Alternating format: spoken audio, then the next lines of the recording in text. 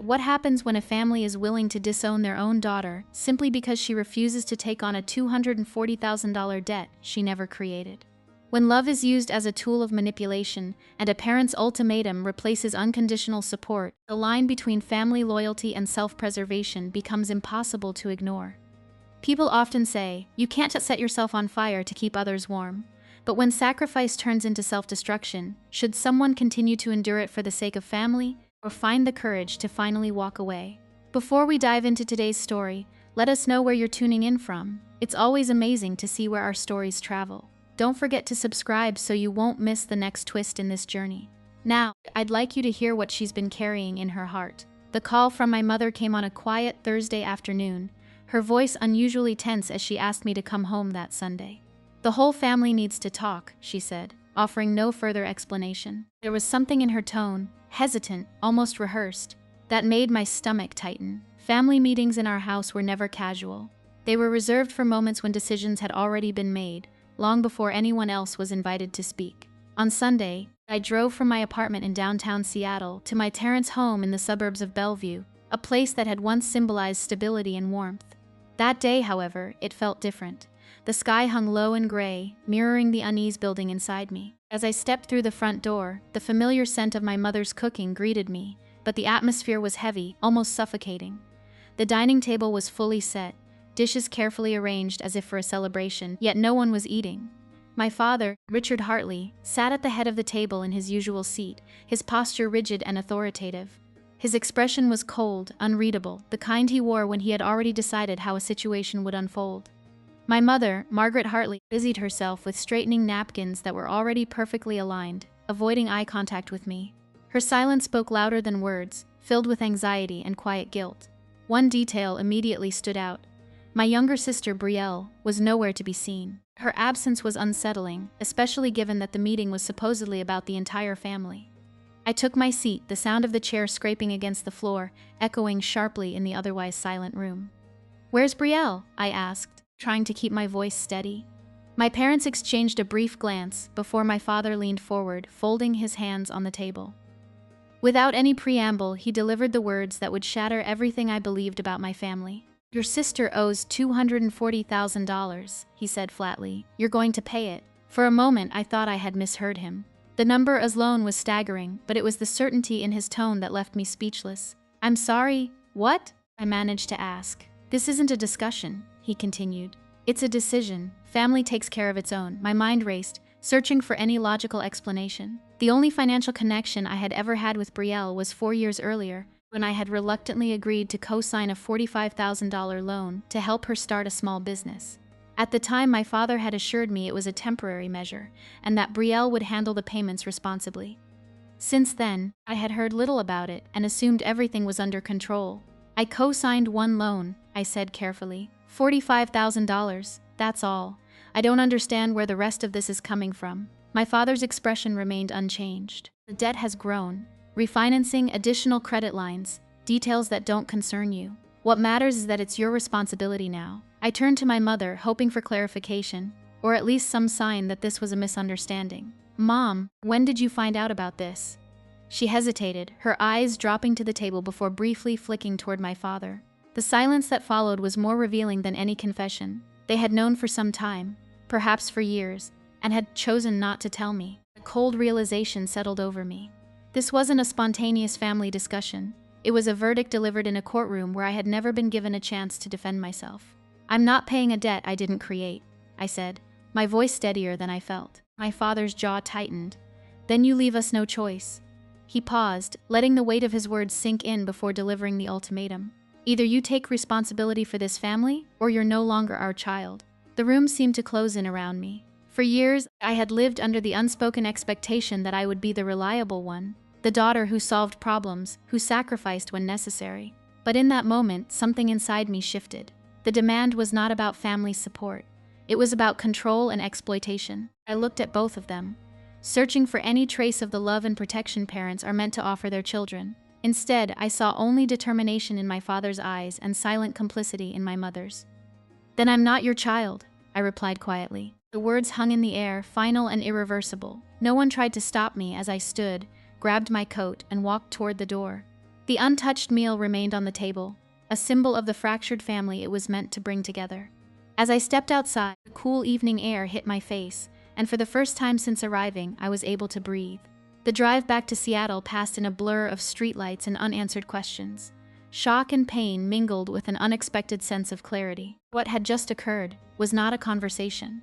It was a carefully orchestrated family trial, and the verdict had been decided long before I entered the room. When I finally reached my apartment, the silence felt both comforting and overwhelming. I sank onto the couch, staring at the city lights beyond my window. The life I had known only hours earlier was gone, replaced by a harsh and uncertain reality. Yet beneath the turmoil, a quiet determination began to take shape. If my family had forced me to confront the truth, then I would face it head-on. That night marked the beginning of a journey I never anticipated. One that would challenge not only my understanding of family, but also my sense of identity and justice. Sleep never came. The events of the evening replayed endlessly in my mind, each detail sharpening my resolve to uncover the truth behind the staggering debt my father had so casually assigned to me. By midnight, I realized that speculation would only deepen my anxiety. I needed facts. I opened my laptop and logged into my credit monitoring account, my hands trembling slightly as I entered my credentials. Within seconds, the dashboard appeared, and with it, the first shock. My credit score had dropped dramatically, far below the healthy range I had worked diligently to maintain. A sense of dread settled over me as I began to review the individual accounts listed under my name. The initial $45,000 co-signed loan was there, just as I remembered. But as I scrolled further, unfamiliar entries began to emerge.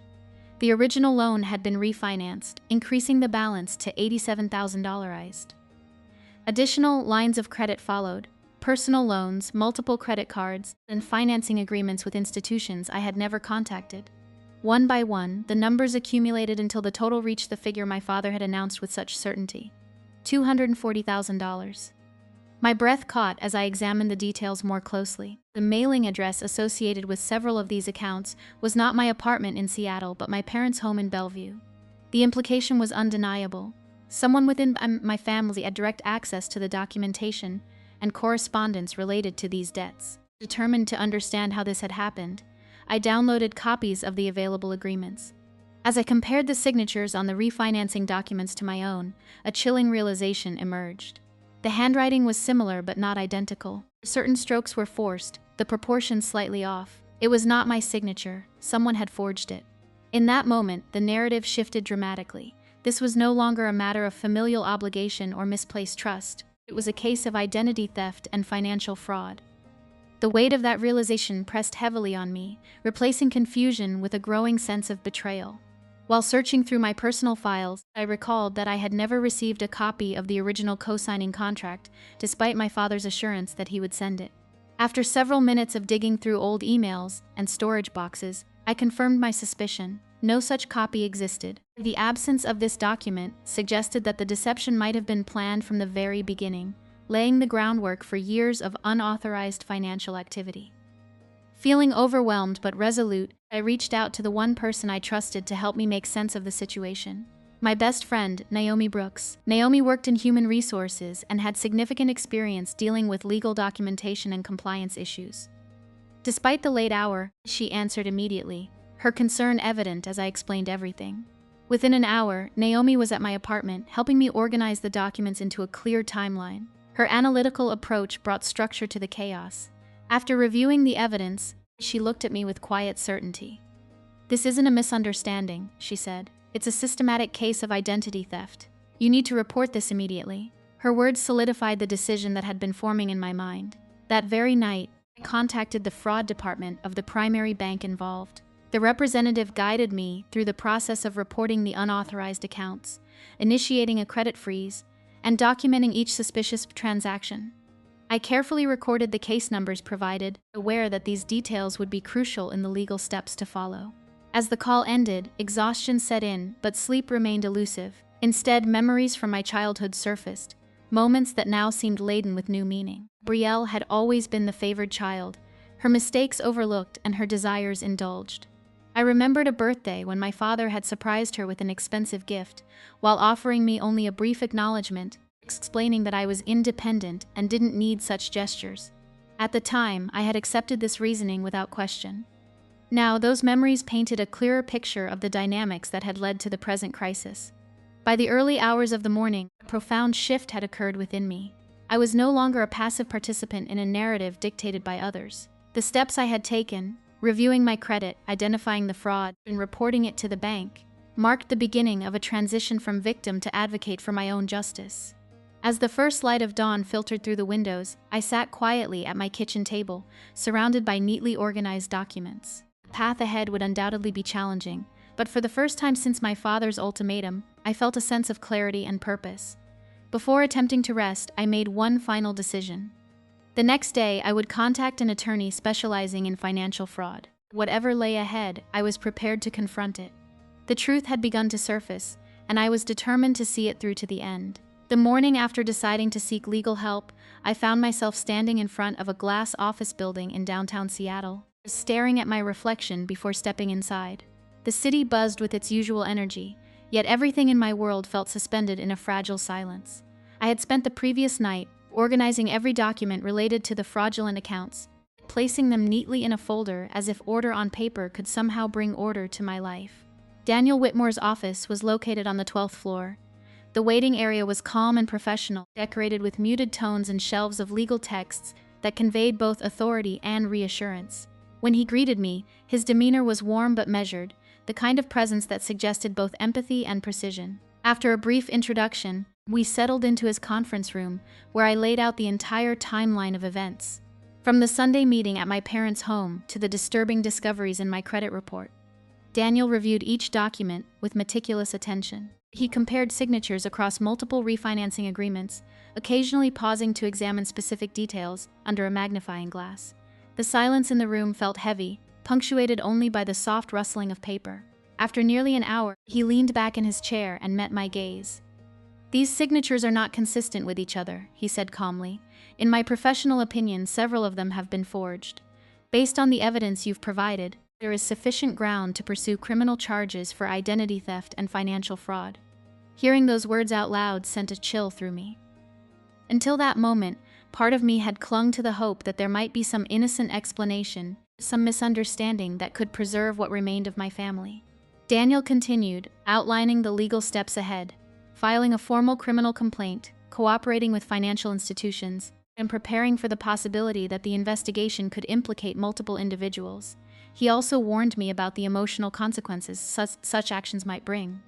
"Cases like this often strain or permanently sever family relationships," he said gently. "You need to be certain that you're prepared for that reality." I nodded, knowing deep down that the rupture had already occurred the moment my father issued his ultimatum. As our meeting concluded, Daniel assured me that he would begin preparing the necessary documentation immediately.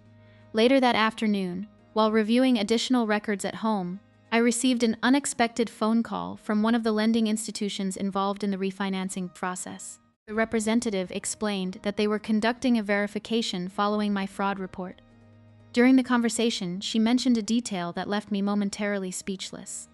"For your records," she said, "the individual who most frequently communicated with us regarding this account was Richard Hartley. He handled payment arrangements and documentation updates on several occasions." My heart pounded as I processed her words. Until that moment, I had believed that Brielle was the primary architect of the scheme, with my parents perhaps aware but not directly involved. This revelation shattered that assumption. My father had not merely known about the debt, he had actively managed it. That evening, as I tried to make sense of this new reality, a soft knock sounded at my apartment door. When I opened it, I was surprised to see my mother standing there, her eyes red and swollen as if she had been crying for hours. She clutched her purse tightly, her posture hesitant and fragile. "May I come in?" she asked quietly. I stepped aside, allowing her into the living room. The familiar scent of her perfume stirred memories of childhood comfort, making the tension between us even more painful. She sat on the edge of the couch, her hands trembling. "I know you've been talking to lawyers," she began. "Your father told me. I came because I hoped we could resolve this within the family. We don't need to involve the authorities." I remained silent, waiting for her to continue. After a long pause, she confessed, "I found out about the refinancing 2 years ago. Your father said Brielle was going through a difficult time and that everything would be fixed soon. I believed him. I thought she would repay the debt before it ever affected you." Her admission felt like a second betrayal. "So you knew," I said softly, "and you didn't tell me." Tears streamed down her face as she nodded. "I was trying to protect the family. If this becomes public, it will destroy us. Please don't file any charges. We can find another way." In that moment, I realized that her silence had not been passive. It had allowed the deception to continue unchecked. The weight of her plea pressed heavily on me, but the clarity I had gained over the past days remained unshaken. "This stopped being a family matter the moment my identity was stolen," I replied. Staying silent would mean accepting what was done to me. My mother's shoulders slumped as she absorbed my words. After a few more moments of quiet despair, she stood and walked toward the door, pausing briefly as if hoping I might change my mind. When I did not, she left without another word. The apartment felt emptier than ever after her departure. Yet beneath the loneliness was a growing sense of resolve. The meeting with Daniel and my mother's confession had removed any lingering doubts. This was not a misunderstanding born of desperation. It was a deliberate and sustained act of deception. That night, I informed Daniel of the new information regarding my father's involvement and confirmed my decision to proceed. Together, we began preparing a comprehensive legal file, including timelines, correspondence, and evidence of forged signatures. Meanwhile, my phone filled with missed calls and messages from family members, each one pleading, accusing, or attempting to negotiate. Following Daniel's advice, I chose not to respond. As I sat alone at my kitchen table, surrounded by documents that now represented both betrayal and empowerment, I felt a profound shift within myself. The loneliness was undeniable, but so was the strength that came from finally standing up for my own truth. I understood that the path ahead would be difficult, yet it was the only one that allowed me to reclaim my identity and dignity. In the weeks that followed, my life became defined by legal procedures and careful documentation. Under Daniel Whitmore's guidance, I formally filed a criminal complaint, submitting all evidence related to the fraudulent accounts. Notification letters were sent to each financial institution involved, officially disputing the debts and initiating their internal investigations. With every document signed and every form submitted, I felt a subtle but powerful transition, from a state of defense to one of determined action. Soon after, I began receiving confirmations from various creditors acknowledging the investigation. Many of the accounts listed my parents' home in Bellevue as the primary mailing address, reinforcing the growing body of evidence linking the scheme to my family.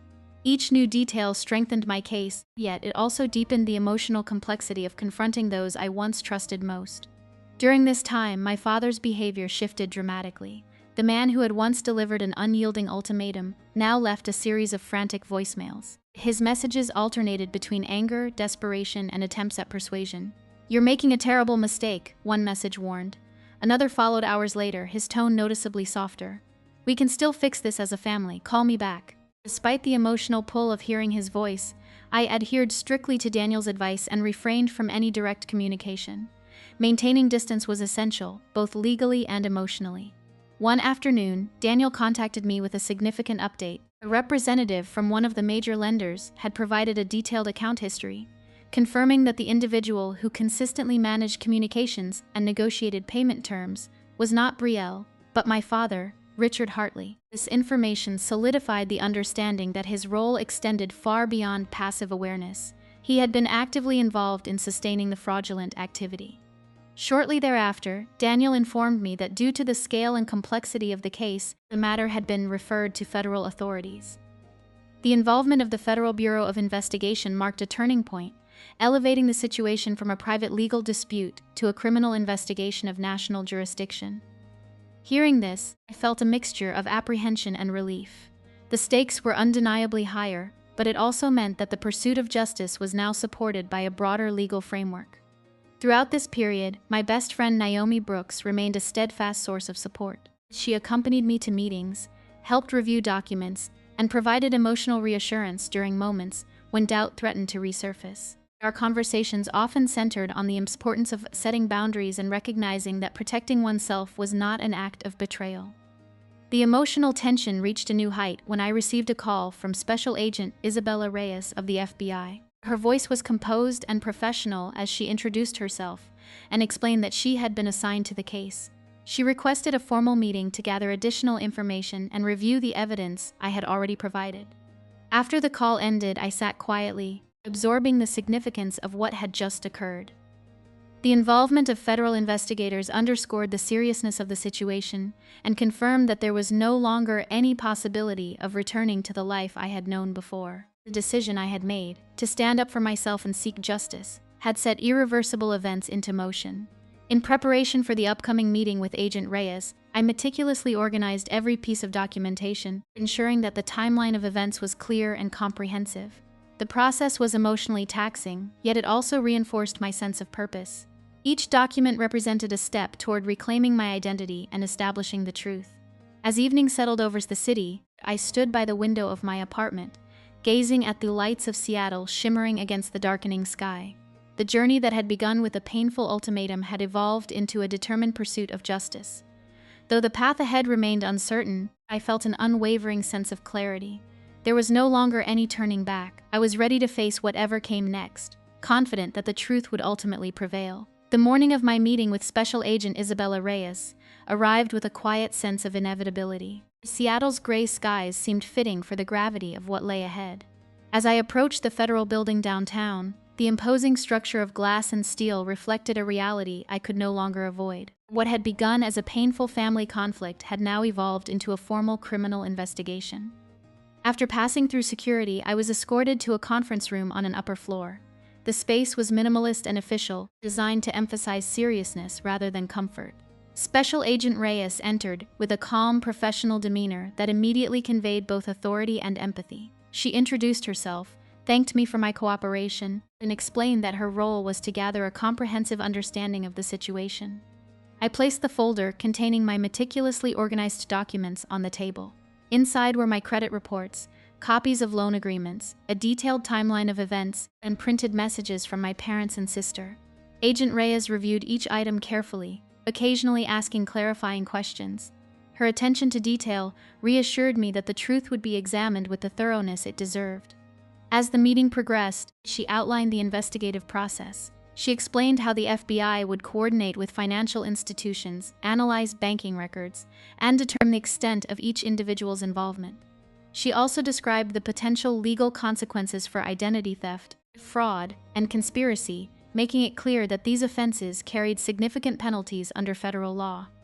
Toward the end of the meeting, she handed me a document containing an official federal case number. Seeing that number printed on the page marked a profound turning point. It was no longer just my personal struggle. It was now part of a formal legal process. The investigation had officially begun. In the weeks that followed, Agent Reyes maintained periodic contact, updating me on the progress of the case. One afternoon, she called with new information that further clarified the situation. Financial analysis had revealed that the minimum payments on several of the fraudulent accounts were made from a bank account registered in Brielle's name. This discovery demonstrated that the activity had been sustained deliberately over an extended period rather than being the result of a single mistake or moment of desperation. Shortly thereafter, another significant detail emerged. Evidence indicated that Brielle's boyfriend, Ethan Cole, had assisted in establishing several of the fraudulent accounts. He had helped set up contact phone numbers and email addresses used to communicate with lenders, effectively enabling the continuation of the scheme. The realization that the deception extended beyond my immediate family deepened the sense of betrayal, yet it also reinforced the legitimacy of my decision to pursue justice. As the investigation intensified, so did the pressure from my family. My phone filled with calls and messages not only from my parents, but also from extended relatives and mutual acquaintances. Some appealed to my sense of loyalty, urging me to keep the matter within the family, while others implied that I was overreacting. One evening, a mutual friend reached out on Brielle's behalf, insisting that everything had been a misunderstanding and that she simply wanted an opportunity to explain. Despite the emotional weight of these appeals, I remained steadfast. Through therapy sessions and long conversations with Naomi, I began to understand that my lingering guilt did not stem from wrongdoing but from years of conditioning that had taught me to prioritize my family's needs above my own. Recognizing this pattern allowed me to reframe my actions, not as acts of betrayal but as necessary steps toward self-preservation and justice. Daniel Whitmore continued to guide me through the legal complexities. In response to the persistent attempts by my family to contact me, he prepared and sent a formal cease and desist letter. The document clearly instructed Brielle and any associated parties to refrain from direct communication with me, emphasizing that all further correspondence should occur through legal counsel. The issuance of this letter signaled a shift in the balance of power. My family could no longer rely on emotional pressure to influence the situation. As I reflected on these developments, I sensed that the illusion my family had carefully maintained for years was beginning to crumble. The truth was emerging piece by piece, and with it came an undeniable tension. They were gradually realizing that the circumstances were no longer within their control. One evening, standing by the window of my apartment and gazing at the city lights below, I felt a mixture of sorrow and strength. The path I had chosen was not without pain, but it was grounded in integrity and self-respect. For the first time in my life, I was no longer defined by my role within the family. Instead, I was defining my own future. Approximately a week after initiating the legal proceedings, an unexpected notification from my building's security desk disrupted my otherwise quiet evening. The concierge informed me that several individuals were requesting access to my floor. When he listed their names, my parents Brielle, Ethan, and my aunt Patricia, I felt a sudden tightening in my chest. Despite the cease and desist letter, they had chosen to confront me in person. After a moment of hesitation, I decided to face them. I rode the elevator down to the lobby, where the tension was palpable even before the doors opened. My family stood together near the reception area, their expressions ranging from desperation to apprehension. Brielle looked particularly fragile, her eyes red from crying, while Ethan remained slightly behind her, avoiding direct eye contact. Without exchanging pleasantries, we returned to my floor. I opened the door to my apartment, allowing them to step inside the hallway just outside the entrance. The confined space intensified the emotional atmosphere, making every word feel heavier. Brielle was the first to speak. Through tears, she insisted that everything had been a mistake. She claimed that she had never intended for the situation to escalate, and pleaded for an opportunity to make things right. Her voice trembled with desperation, yet the evidence I had seen made it difficult to reconcile her words with the reality of her actions. My father, once unwavering in his authority, now appeared subdued. He admitted that the situation had spiraled beyond his expectations and promised that he would do whatever was necessary to resolve the matter. The transformation in his demeanor, from commanding to pleading, was both startling and deeply unsettling. My mother stepped forward next, her expression filled with remorse. She apologized for her silence and acknowledged that her failure to act had contributed to the continuation of the deception. Her words carried genuine sorrow, yet they also confirmed the extent of her moral complicity. Aunt Patricia attempted to mediate, suggesting that the family should seek a private resolution to avoid the severe legal consequences that loomed ahead. She emphasized the importance of preserving family unity, appealing to shared history and emotional bonds. As the conversation unfolded, I realized that the dynamics of power had shifted dramatically. No longer was I the one being pressured to accept responsibility. Instead, I held the authority to determine how events would proceed. Taking a steady breath, I informed them that the matter had already been transferred to federal authorities and was no longer within my personal control. The announcement sent a visible wave of panic through the group. Their expressions reflected the sudden understanding that the situation had surpassed any possibility of quiet resolution. In that moment, my mother made a final confession. She openly admitted that she had been aware of the unauthorized refinancing for 2 years. Her intention, she explained, had been to protect the family and give Brielle time to rectify the situation. This acknowledgement removed any remaining ambiguity regarding her role and underscored the depth of the deception. The hallway fell into a heavy silence as each family member grappled with the consequences of their actions. Observing their reactions, I experienced an unexpected sense of clarity. The fear and uncertainty that had once defined my position were replaced by a calm recognition of my own agency. After listening to their pleas, I spoke with quiet finality. Too late. The words were simple, yet they carried the full weight of the journey I had undertaken. They marked a definitive boundary between a past shaped by obligation and a future guided by self-respect. I then asked them to leave. One by one, they turned away, their footsteps echoing down the corridor. When the elevator doors finally closed, an overwhelming stillness settled over the space. Returning to my apartment, I gently shut the door behind me.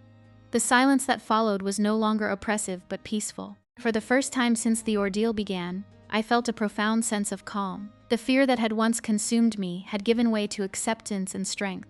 Standing alone in the quiet of my living room, I understood that the pursuit of justice had entered an irreversible phase. While the emotional cost was undeniable, the decision to defend my identity and integrity had ultimately set me free. The path ahead remained uncertain, but it was now firmly my own. Several months had passed since the night I stood in my apartment hallway and told my family it was too late. Life had settled into a strange rhythm, quiet on the surface, yet constantly shadowed by the anticipation of what was to come. One crisp morning in early spring, I received a call from Daniel Whitmore.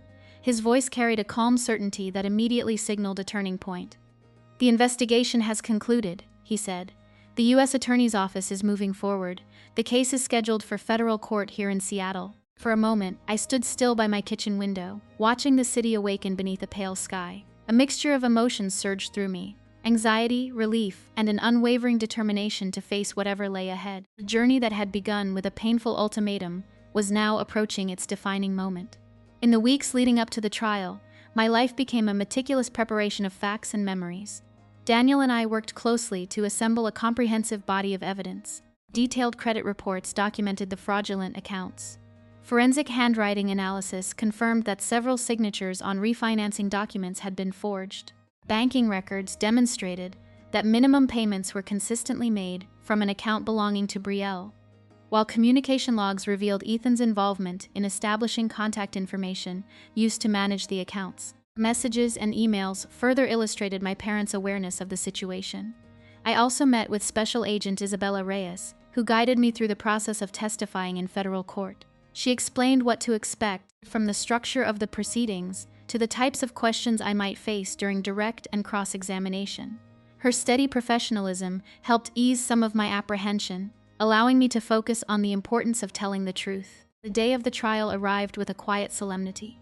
The federal courthouse in Seattle stood as an imposing symbol of justice, its marble halls echoing with the weight of countless stories like mine.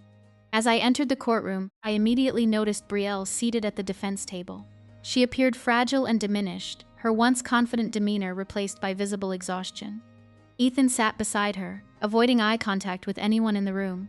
My parents were present as well, seated behind them, their expressions marked by tension and regret. When the proceedings began, the prosecutor methodically presented the evidence. Each document and testimony painted a clear picture of identity theft, forged signatures, and the deliberate establishment of multiple lines of credit over several years. The narrative that unfolded in the courtroom was not one of misunderstanding, but of calculated decisions that had far-reaching consequences. During the trial, an additional piece of evidence was introduced that deepened the understanding of my father's role. Documentation showed that he had signed verification forms related to one of the refinancing agreements, confirming that he was not merely aware of the situation, but had actively supported its continuation. Watching this revelation unfold was both painful and clarifying. It confirmed what I had gradually come to accept, that the betrayal extended beyond my sister. As the case progressed, Brielle chose to enter a plea agreement with the prosecution. In her statement, she acknowledged her responsibility for orchestrating the fraudulent activities and detailed the assistance she had received from Ethan. She also described the extent of our parents' awareness, providing a comprehensive account of how the situation had evolved over the years. Hearing her confession stirred a complex blend of sorrow and closure within me. When it was my turn to testify, I walked to the witness stand with steady determination. Sworn in, I began recounting the events that had led me there. The Sunday afternoon when my father demanded that I assume responsibility for the debt, the sleepless nights spent uncovering the fraudulent accounts, and the difficult decision to seek legal intervention despite the emotional cost. Speaking these truths aloud was both cathartic and empowering. It allowed me to reclaim my narrative and affirm my right to protect my identity and dignity. After several days of testimony and deliberation, the court reached its decision. Brielle was sentenced for federal financial fraud and identity theft, while Ethan received penalties for his role as an accomplice. My father was not criminally prosecuted, but the court formally acknowledged his involvement and the ethical responsibility he bore. Most importantly, the fraudulent debts were officially declared invalid with respect to me, clearing my financial record and restoring my legal standing. As I exited the courthouse, the cool Seattle air felt different, lighter, as though a burden I had carried for years had finally been lifted. Yet alongside the relief was a quiet sense of reflection. Justice had been served, but the emotional wounds left by the experience would require time to heal.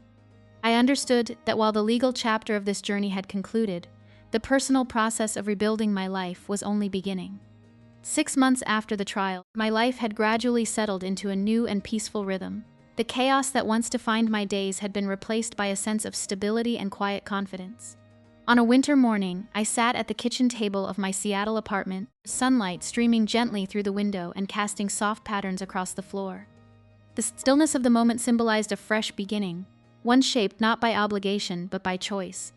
From a legal and financial perspective, the transformation was profound. All fraudulent debts had been permanently removed from my credit history, and my credit score had not only recovered but surpassed its previous level. With Daniel's assistance, I completed the final legal formalities, closing a chapter that had once seemed endless. Holding the official documents in my hands, I felt a deep sense of closure and validation. Each member of my family had also been profoundly affected by the outcome. Brielle began serving her sentence, and our relationship came to an unequivocal end. The bond that once connected us as sisters had been irreparably broken, leaving behind a silence that neither of us attempted to fill. My parents continued to live in their home in Bellevue. Our communication became minimal, limited to occasional messages that acknowledged the existence of a connection without attempting to restore it. My mother reached out several times, expressing sincere remorse for her actions and her prolonged silence. During one of our final conversations, she revealed that she had, in fact, attempted to dissuade Brielle from continuing the refinancing activities years earlier, but had ultimately been unable to prevent it. This admission provided a more nuanced understanding of her role, though it did not erase the consequences of her inaction. My father, once a commanding presence, grew noticeably quieter and more introspective, carrying the weight of his decisions. Ethan faced both legal and social repercussions for his involvement, and his relationship with Brielle dissolved entirely. The life they had attempted to build together collapsed under the weight of their actions, serving as a stark reminder of the far-reaching impact of deception. Throughout this period, Naomi Brooks remained a constant source of strength. Her unwavering support and friendship played a vital role in my emotional recovery. Together, we celebrated small milestones, moments that symbolized resilience and renewal. Through her presence, I discovered that family is not solely defined by blood, but also by the bonds of trust and loyalty we choose to cultivate. As time passed, I came to a profound realization. The most significant outcome of this journey was not merely the legal victory, but the liberation from a lifelong role as the one who was expected to sacrifice for everyone else. For years, I had internalized the belief that my worth was tied to my ability to solve my family's problems. Letting go of that identity allowed me to rediscover a sense of self-grounded in dignity and self-respect. The anger and resentment that once consumed me gradually gave way to acceptance and peace. I learned to establish clear personal boundaries and to understand that protecting oneself is not an act of betrayal, but an essential expression of self-worth. Genuine love, I realized, does not demand unconditional sacrifice at the expense of one's well-being. On that quiet winter morning, as I sipped my coffee and watched the city come to life, I felt a sense of calm that had long eluded me. The silence around me was no longer a reminder of loss, but a testament to independence and renewal. The journey had transformed me from a woman burdened by obligation into someone who embraced her own strength and autonomy. As I've reflected on everything that had transpired, one truth became unmistakably clear. The past could not be changed, but the choices I made moving forward would define my future.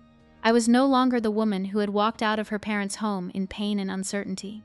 Instead, I had become a stronger, freer version of myself, one who understood that justice, self-respect, and inner peace are worth every difficult step taken to achieve them.